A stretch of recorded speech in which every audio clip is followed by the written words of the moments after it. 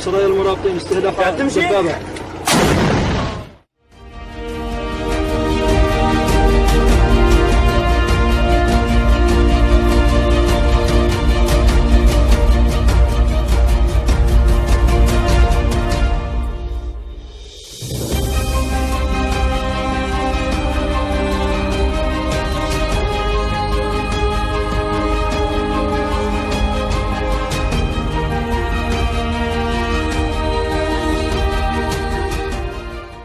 I'm in the National Public Health Laboratory in Dar es Salaam for a COVID-19 test, and filming is not allowed.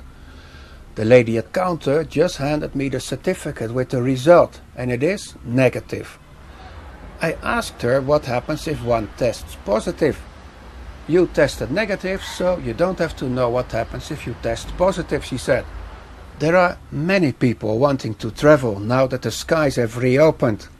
At the counter there's a photograph of President John Magufuli looming over the test applicants. In June he announced that Tanzania had become the first country in the world to vanquish the coronavirus. On the way back from the testing center I wondered how I could have avoided becoming infected in the nightclubs we went. Could Tanzania be really free of the virus? Feeling sad to leave, yet happy to go, we threw a goodbye party on the beach.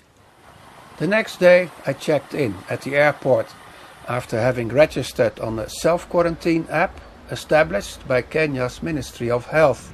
The flight was smooth and I quickly found a taxi driver to bring me home. But as soon as we cleared the gate of the airport, I realized there was no other traffic on the roads. The driver told me that it's because of the curfew and that we were exempted because of coming from the airport. Roaming through a dark and deserted Nairobi, I started wondering where I had ended up. The reunification with my girlfriend was wonderful and we were so happy, having missed each other for so long. The wake-up call came the next morning with an SMS alert from the Ministry of Health, saying that it was time to file my health details in the self-quarantine app. Kenya seemed to be serious, a realization that was driven home when I went out for shopping. My familiar shopping mall has been converted into one big hand-washing zone, with soap dispensers every 20 meters. The floor is speckled with footstep stickers, indicating social distancing space.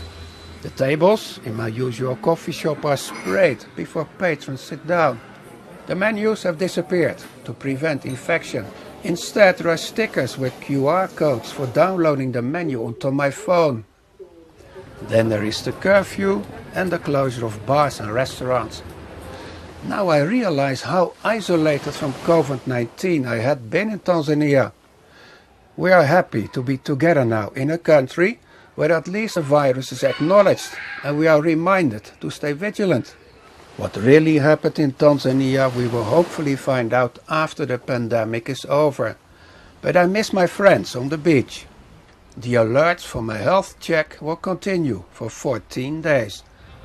Ruud Elmendorp for VOA News in Nairobi.